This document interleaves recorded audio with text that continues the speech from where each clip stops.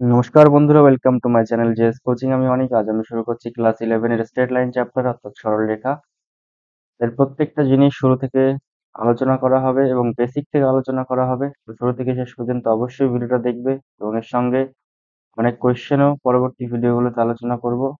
তো ভিডিওগুলো পরপর তোমরা অবশ্যই দেখবে। তো চলো শুরু করছি আজকের ভিডিও। ফার্স্টে যেটা আছে সেটা হচ্ছে দুই বিন্দুর মধ্যে দূরত্ব, ডিস্টেন্স বিটুইন টু পয়েন্টস। মানে হচ্ছে, ধরে নাও এরকম একটা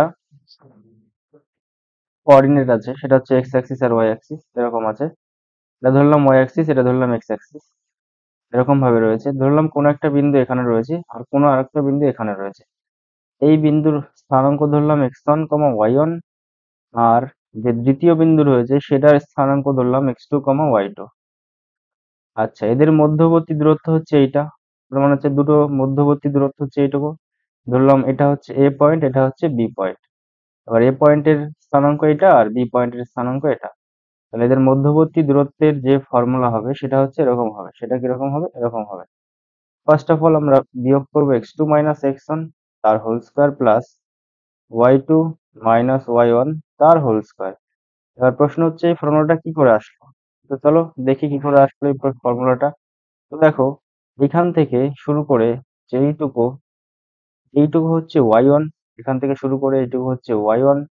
আর এখান থেকে শুরু করে এইটুকু, এটুকু হচ্ছে x1, এটুকু হচ্ছে x1।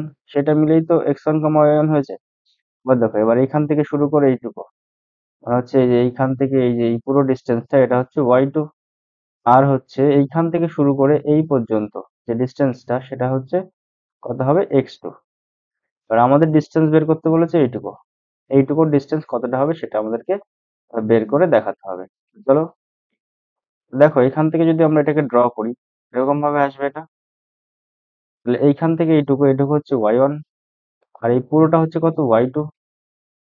তাই তো, কারণ y1 এর সঙ্গে এটার সঙ্গে এইটুকু সমান হবে, কারণ আয়তক্ষেত্রের মতো হচ্ছে। তাহলে এইটুকু y1 আর এইটুকু হচ্ছে y2।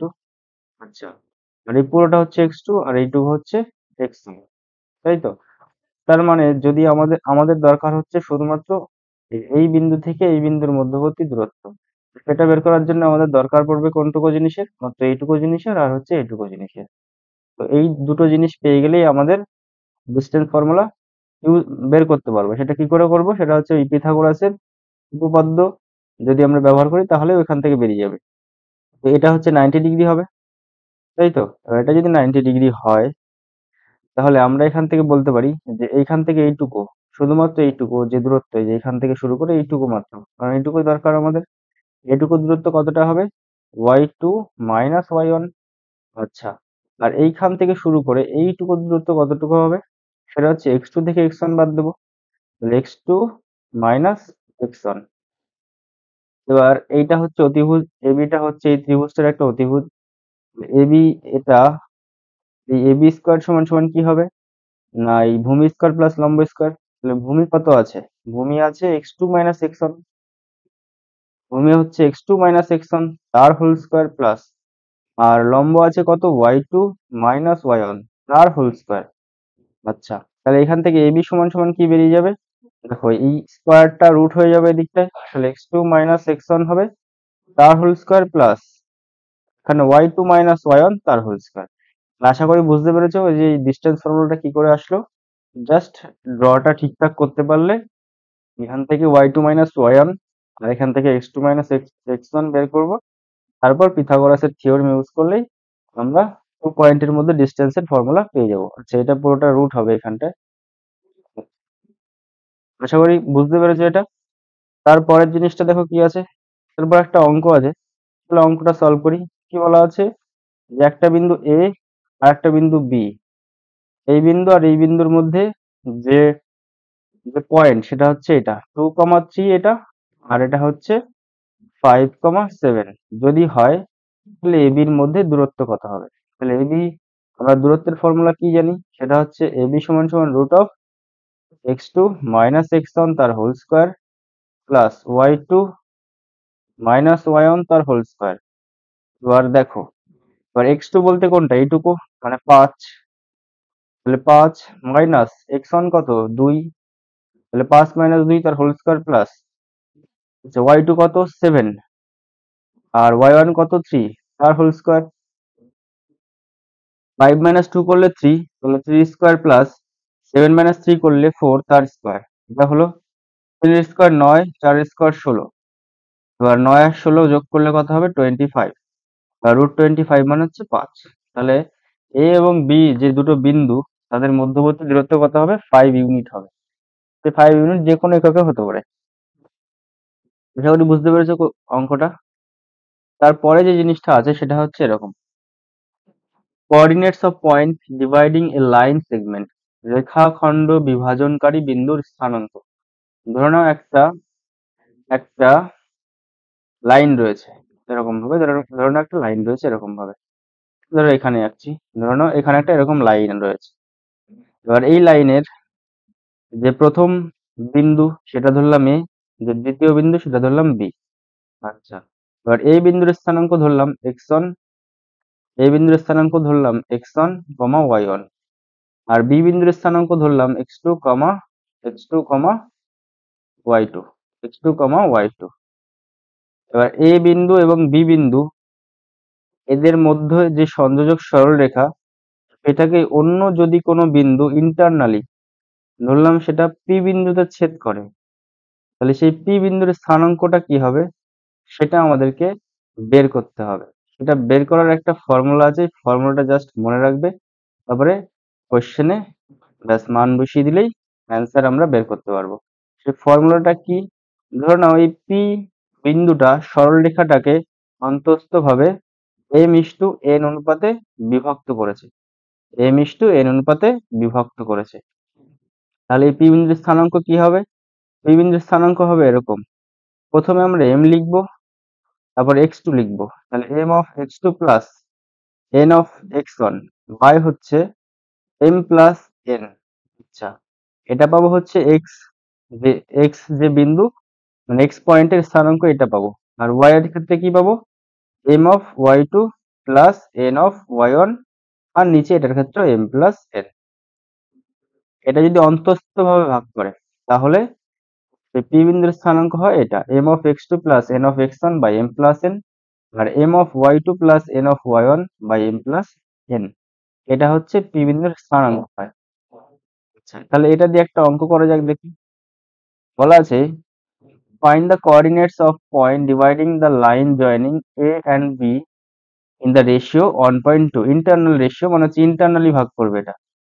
তাহলে এ ও বি বিন্দুর সংযোজক সরলরেখাকে এত অনুপাতে বিভাজনকারী বিন্দুর স্থানাঙ্ক নির্ণয় করো।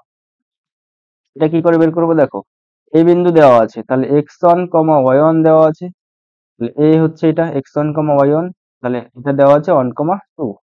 আর বি বিন্দু দেওয়া আছে, সেটা দেওয়া আছে কত 7, 8। আর m:n মানে হচ্ছে অন্তস্থ ভাবে যে ভাগ করেছে সেইটা দেওয়া আছে 1:2। যদি হয় তাহলে যে বিন্দুটা ওই সরলরেখাটাকে বিভাজন করেছে, মানে এই সরলরেখাটাকে ধরে নাও পি বিন্দুতে বিভাজন করেছে m:n অনুপাতে, এটা এ ধরো এটা বি ধরো। যদি হয় তাহলে m এর ভ্যালু বলে দিয়েছে 1, আর n এর ভ্যালু বলে দিয়েছে 2, আর a এর ভ্যালু বলে দিয়েছে ওই 1, 2, আর b এর ভ্যালু বলে দিয়েছে 7, 8। যদি এটা হয় তাহলে আমাদের পি বিন্দুর স্থানাঙ্ক বের করতে হবে। তাহলে পি বিন্দুর স্থানাঙ্ক কি করে পাবো দেখো, পি সমান সমান কি পাবো m of x2, plus n of x1 by হচ্ছে m প্লাস n, আর হচ্ছে m of y2 plus n of y1 by m plus n। আচ্ছা, এবার মান বসিয়ে দিই, m এর জায়গায় কত বসাবো, m এর জায়গায় 1 বসাবো। m অফ x2, জায়গায় কত বসাবো দেখো 7 বসাবো, 7, এটা হচ্ছে x2 প্লাস n এর জায়গায় কত বসাবো 2, আর x1 এর জায়গায় কত বসাবো, x1 এর জায়গায় বসাবো 1 বাই হচ্ছে m প্লাস n। m এর ভ্যালু কত আছে 1, আর n এর ভ্যালু কত আছে 2, কমা। এবার m অফ y2, m বসালাম 1, আর y2 বলতে এখানে কত আছে r, plus n of y1, তাহলে 2 ইন্টু y1 কত আছে 2, আর নিচে ওই m প্লাস n মানে হচ্ছে 1 প্লাস 2। তাহলে এটা পাবো হচ্ছে পি বিন্দুর স্থানাঙ্ক। আচ্ছা, তাহলে 7 অক্ষে 7, 2 অক্ষে 2, 7 অক্ষে 7, 2 অক্ষে 2, তাহলে 7 আর 2 কত হবে 9, আর নিচে কত পাবো 3, আর এখানে 8 অক্ষে 8, আর হচ্ছে এখানটায় কত হবে 2 দুগুণে 4, তাহলে 8 আর 4 কত হবে? 12। আর নিচে কত পাবো? 3। সেটাকে ক্যালকুলেশন করি, 3 দিয়ে ভাগ করলে এটা 3 হবে, এটা 4 হবে। তাহলে যে পি বিন্দুটা ছিল সেই বিন্দুর স্থানাঙ্ক কত আসলো? 3,4। তাহলে এই বিন্দুর স্থানাঙ্ক কত আসবে? 3,4। যদি এটা অন্তস্থভাবে ভাগ করে তো। তাহলে এর যে অ্যান্সার আসবে সেটা হচ্ছে 3,4। আশা করি কোশ্চেনটার অ্যান্সার বুঝতে পেরেছি। তারপরে যেটা আছে সেটা হচ্ছে, আচ্ছা, এর সঙ্গে আরেকটা জিনিস আমি বলে দিই। সেটা হচ্ছে, যদি এটাকে বহিস্থভাবে ভাগ করতো তাহলে কি হতো? যদি এটাকে মানে একটা সরলরেখাকে কোনো একটা বিন্দু বহিস্থভাবে ভাবে বিভক্ত করতো। ধরে নাও এ আর বি, এটা হচ্ছে একটা সরলরেখা, মানে সংযোজক সরলরেখা। এই বিন্দুর স্থানাঙ্ক x1, y1 আর এই বিন্দুর স্থানাঙ্ক x2, y2। এটাকে ব্র্যাকেটে রাখতে হয়। হলো? এবার কোনো একটা বিন্দু, কোনো একটা পয়েন্ট P, সেই পয়েন্টটা এই সরলরেখাটাকে বহিস্থভাবে m:n অনুপাতে বিভক্ত করলো। m:n অনুপাতে বহিস্থভাবে বিভক্ত করলো মানে হচ্ছে এক্সটার্নালি কাট করলো, মানে ভাগ করলো। সেই ক্ষেত্রে সেই P বিন্দুর স্থানাঙ্ক হয় এরকম, জাস্ট m of x2 এর মতোই থাকবে, প্লাসের জায়গায় জাস্ট মাইনাস হবে, n(x1) হবে, বাই হচ্ছে m-n হবে, কমা m(y2) মাইনাস n(y1) বাই হচ্ছে m-n। বাস মান বসিয়ে দিলেই এক্ষেত্রে ওই অ্যান্সার আমরা পি বিন্দুর স্থানাঙ্কটা পেয়ে যাই। আচ্ছা, আশা করি বুঝতে পেরেছো এটা।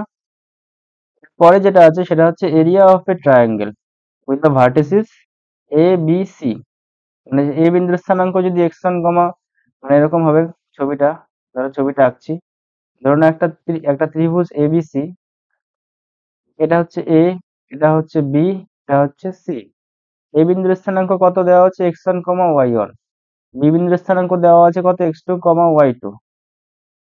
আর সি বিন্দুর স্থানাঙ্ক দেওয়া আছে x3, y3। যদি হয় তাহলে ত্রিভুজ এবিসি এর যে ক্ষেত্রফল সেটা আমাদেরকে বের করে দেখাতে হবে।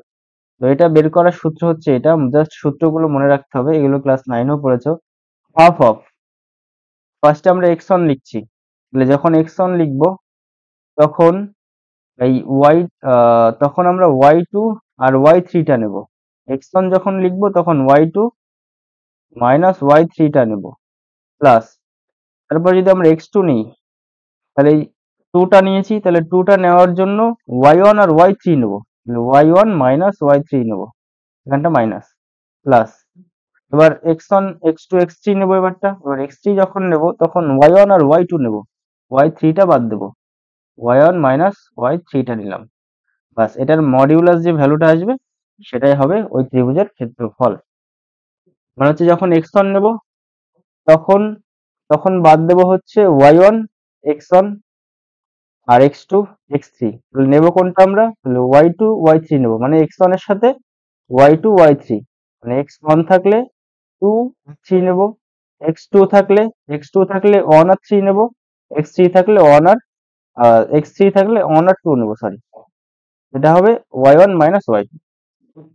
এটা হচ্ছে ত্রিভুজের ক্ষেত্রফল, মানে এরিয়া অফ এ ট্রায়াঙ্গেল বের করার সূত্র, যদি সেটার ভার্টিসেস a, b, c দেওয়া থাকে তো। আচ্ছা, এরপরে কি আছে দেখা যাক। দেওয়া আছে find the area of a triangle whose vertices are A B C dash dash dash, এরকম দেওয়া আছে। তাহলে এই ত্রিভুজের ক্ষেত্রফলটা আমাদেরকে বের করে দেখাতে হবে। তাহলে আমরা ফার্স্ট অফ অল কি লিখবো? সূত্রটা লিখবো, half of x1 into y2 minus y3, মানে হচ্ছে x1 নেব তো y2, y3 নেব, প্লাস আবার x2 নেব, x2 নিলে কি করব? y1 মাইনাস y3 নেব, প্লাস তারপরে নেব x3। তাহলে x3 যখন নেব তখন y1 মাইনাস y2 নেব, এর মডিউলাস ভ্যালু নেব। কারণ মডিউলাস এই জন্যই নেওয়া হবে কারণ ক্ষেত্রফল কখনো নেগেটিভ হতে পারে না, যদি এটা কখনো নেগেটিভ আসে তো ওই মডিউলাস ভ্যালু ওটাকে পজিটিভ করে দেবো। 2 আছে, 2 বসিয়ে দিলাম x1 এর জায়গায়। এবার y2 মান হচ্ছে 5, তাহলে 5 বসিয়ে দিলাম, মাইনাস y3 মান হচ্ছে 7 বসিয়ে দিলাম, প্লাস x2 কত আছে এখানটায়? 4।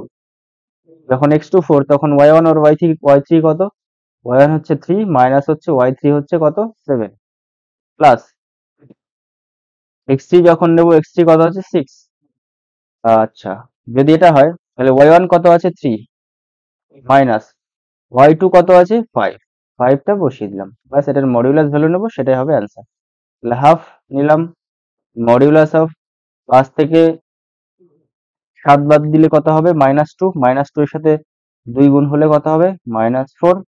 আচ্ছা, 3 থেকে -7 বাদ দিলে কত হবে -4, -4 এর সাথে 4 -4 এর সাথে 4 গুণ করলে কত হবে -16 প্লাস, আচ্ছা প্লাস দিয়ে দরকার নেই, মাইনাসই থাকবে এখানটায়। আচ্ছা 3 থেকে 5 বাদ দিলে কত হবে -2, -2 এর সাথে 6 গুণ করলে -12। এটার মডিউলাস ভ্যালু নেবো আমরা অবশ্যই। তাহলে 4, 16, 12 এগুলো যোগ করি দেখি কত আসে, তাহলে -32 আসবে। এবার দেখো মডিউলাসের মধ্যে -32, তাহলে এটা মড থেকে যখন বাইরে বেরিয়ে আসবে তখন শুধু 32 হবে। তাহলে 32 দিয়ে 32কে 2 দিয়ে ভাগ করলে 16 হবে। তাহলে অ্যান্সার কত আসবে 16 বর্গ একক বা ইউনিট, স্কয়ার ইউনিট। আশা করি কোশ্চেনের অ্যান্সার বুঝতে পেরেছো। তারপরে কোশ্চেনটা দেখি, পরের জিনিসটা কি আছে সেটা। আচ্ছা, linear equation represent a straight line, মানে হচ্ছে যে কোনো রৈখিক সমীকরণ ইন এক্স ওয়াই, যে কোনো রৈখিক সমীকরণ মানে যার সর্বোচ্চ পাওয়ার 1 ইন এক্স ওয়াই, ওটা সবসময় একটা স্ট্রেট লাইনকে রিপ্রেজেন্ট করে। ধরে নাও এরকম আছে, এরকম একটা সমীকরণ A X plus B Y plus C সমান সমান 0, এটা অলওয়েজ সবসময় একটা স্ট্রেট লাইনকে রিপ্রেজেন্ট করে। ক্লাস 9-এ এই ধরনের ইকুয়েশন তোমরা সলভ করে এসছো, যেখানে অপনয়ন, বজ্রগুণন ইত্যাদি তুলনামূলক পদ্ধতি ইত্যাদি ইউজ করে তোমরা এক্স ওয়াই এর মান বের করতে।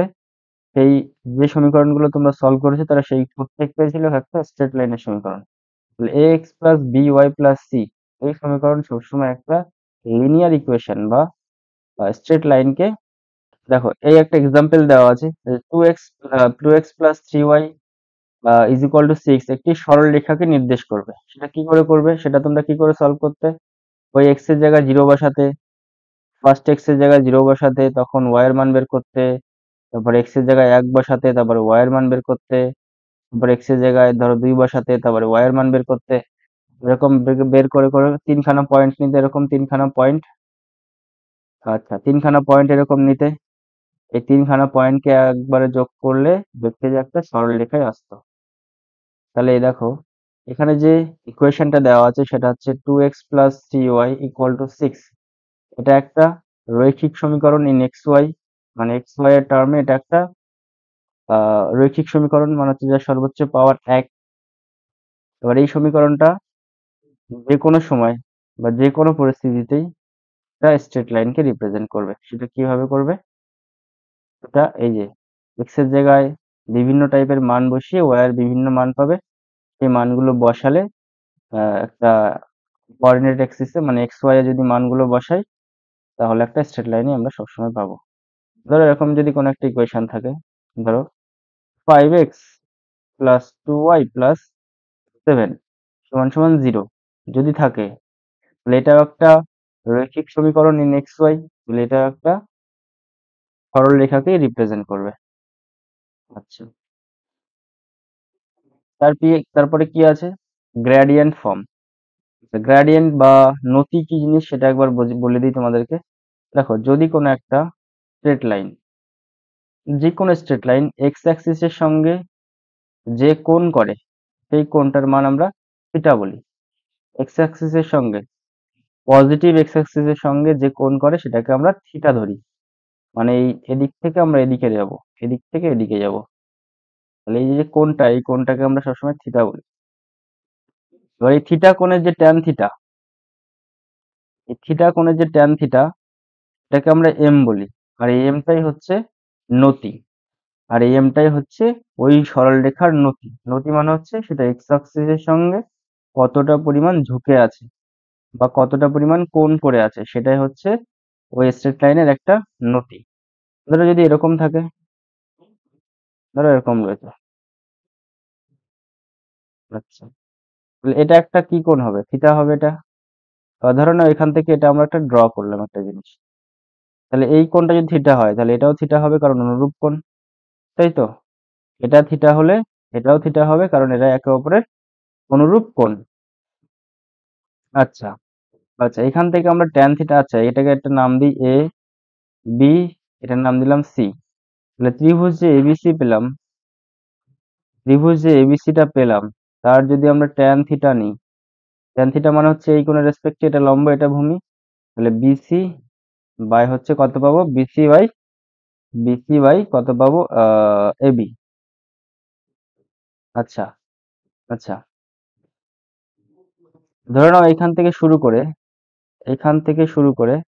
এইটুকু y1, আর এই পুরোটা ধরে নাও y2, আর এইখান থেকে শুরু করে এই পুরোটা ধরে নাও x2, আর এখান থেকে শুরু করে এইটুকু ধরে নাও x1।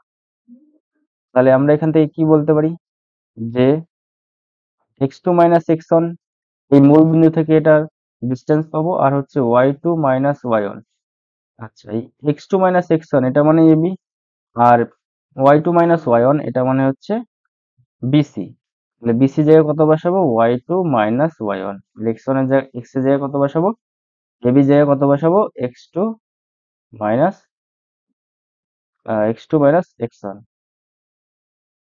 আচ্ছা, তাহলে এই tan থিটা সমান সমান আমরা কি পেলাম, এখান থেকে tan থিটা সমান সমান পেলাম y2 মাইনাস y1 বাই হচ্ছে x2 মাইনাস x1। এবার y2 মাইনাস y1 টাকে আমরা নরমালি y লিখি, আর x2 মাইনাস x1 টাকে নরমালি আমরা শুধু x লিখি। tan থিটা সমান সমান যেটা হয় সেটা হচ্ছে y বাই x, মানে হচ্ছে যতটা পরিমাণ y অ্যাক্সিসে গেছে ততটা পরিমাণ বাই হচ্ছে যতটা পরিমাণ x অ্যাক্সিসে গেছে। এটাই হচ্ছে tan থিটা বা নতিমাত্রাকে নির্দেশ করে, অর্থাৎ x অ্যাক্সিসের সঙ্গে যতটা কোণ করে আছে সেটাই হচ্ছে তার যে tan থিটার ভ্যালু, সেটাই হচ্ছে যে কোনো সমীকরণের একটা নতিমাত্রাকে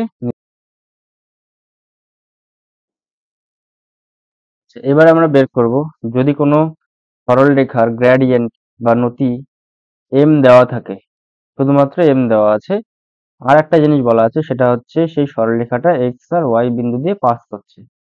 যদি পাস করে তাহলে সেই সরলরেখার সমীকরণটা কি হবে সেটা আমাদেরকে বের করতে হবে with respect to m and x Y.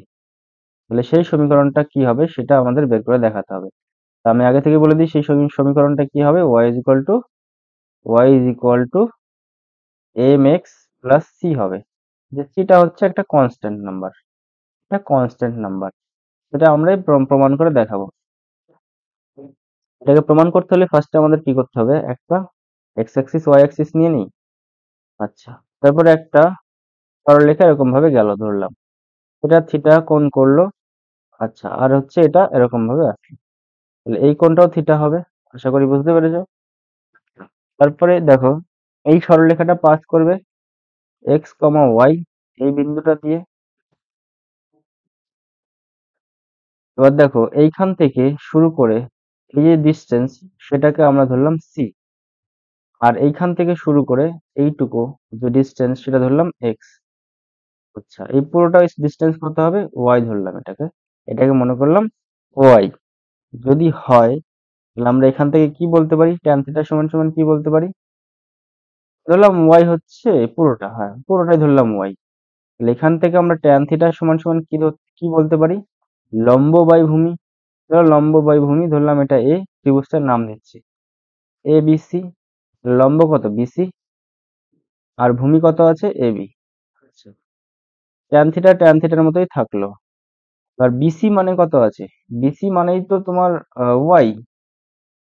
BC মানে কোন এইটুকু, তার মানে ওয়াই থেকে যদি আমরা এইটুকু বাদ দিয়ে দিই, ওয়াই থেকে যদি আমরা এইটুকু বাদ দিয়ে দিই তাহলে বিসি পেয়ে যাবো।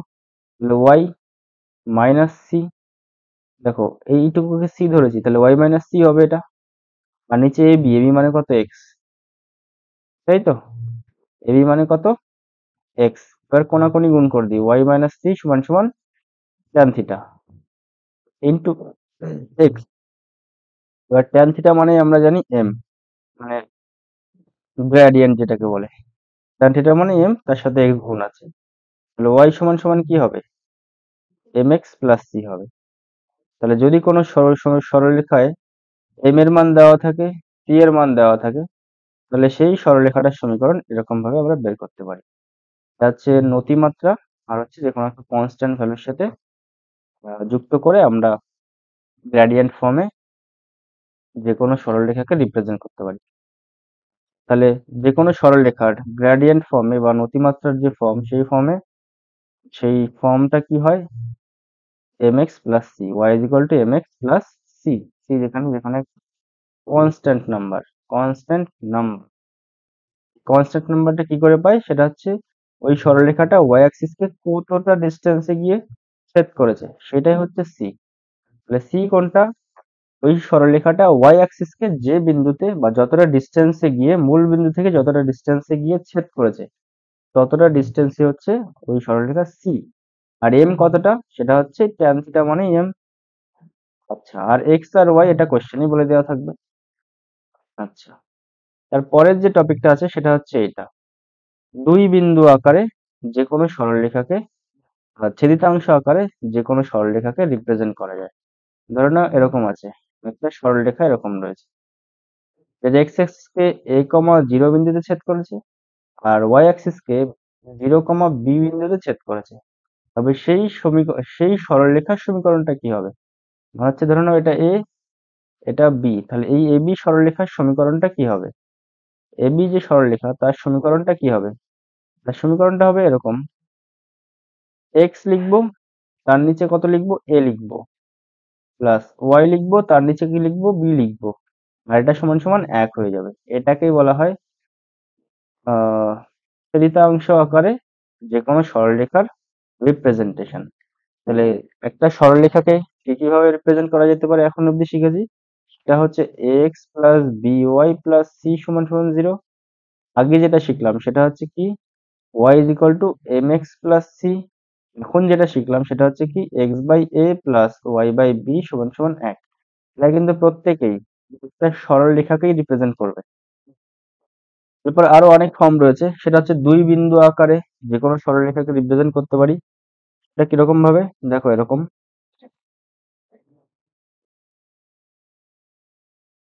আচ্ছা, তারপরে যে টপিকটা আছে সেটা হচ্ছে এটা, through given point with the gradient m, মানে কোনো একটা নির্দিষ্ট পয়েন্টের মধ্য দিয়ে যদি কোনো একটা সরলরেখা এম গ্রেডিয়েন্ট মানে এম নতি নিয়ে চলে তাহলে সেইটার সমীকরণ কি হয়? মনে হচ্ছে এরকম কোনো একটা সরলরেখা ধরলাম এরকম ভাবে চলছে, এরকম ভাবে চলছে, এটা এক্স অ্যাক্সিসের সঙ্গে থিটা কোণ করেছে, তাহলে গ্রেডিয়েন্ট কি হবে, এম হবে। এম কত হবে, ট্যান থিটা হবে, তাই তো? এবার এই যে সরলরেখা ধরলাম, এই সরলরেখাটা হচ্ছে এবি। এবার এটা একটা ফিক্সড পয়েন্ট দিয়ে পাস করেছে, সেটা আমরা জানি, সেই পয়েন্টটা জানি, সেই পয়েন্টটা হচ্ছে x1, y1। আচ্ছা, এবার এই সরলরেখার উপর একটা যে কোনো পয়েন্ট আমরা x, y ধরে নেব, ভেরিয়েবল পয়েন্ট, এটা যে কোনো সময় চেঞ্জ হতে পারে, এটা এখানে আছে বা এখানে আছে বা অন্য জায়গাও থাকতে পারে। যদি হয় তাহলে সেই ক্ষেত্রে সরলরেখার সমীকরণটা কি হয়, ফার্স্টে আমরা কি করব, y মাইনাস y1 করব into equal to m into x minus x1 করব। আর এই যে সরলরেখাটা পেলাম, এটাই হচ্ছে এই যে সরলরেখাটার সমীকরণটা পেলাম, এটাই হচ্ছে আমাদের কোনো একটা ফিক্সড পয়েন্টের মধ্য দিয়ে কোনো একটা সরলরেখা পাস করলে উইথ দ্য গ্রেডিয়েন্ট এম, তাহলে তার সমীকরণ এরকম হয়। একটা ফিক্সড পয়েন্টের মধ্যে দিয়ে পাস করছে প্লাস তার গ্রেডিয়েন্ট এম রয়েছে, তাহলে সেটার সমীকরণ এরকম ভাবে আমরা লিখতে পারি। তারপরের টপিকটা কি আছে দেখি।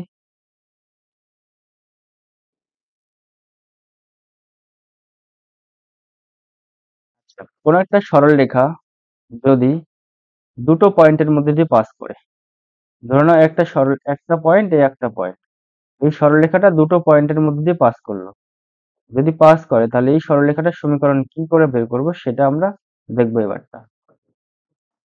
y1, আর এই যে যে বিন্দুটা সেটা ধরলাম x2, y2, সেটা কমা হবে, এটার উপর যে কোনো একটা ভেরিয়েবল পয়েন্ট আমরা x, y ধরে নিলাম। আচ্ছা, যখন এটা বের করে নিলাম তখন আমরা এখান থেকে কি করতে পারি, সেটা হচ্ছে এরকম ভাবে লিখতে পারি,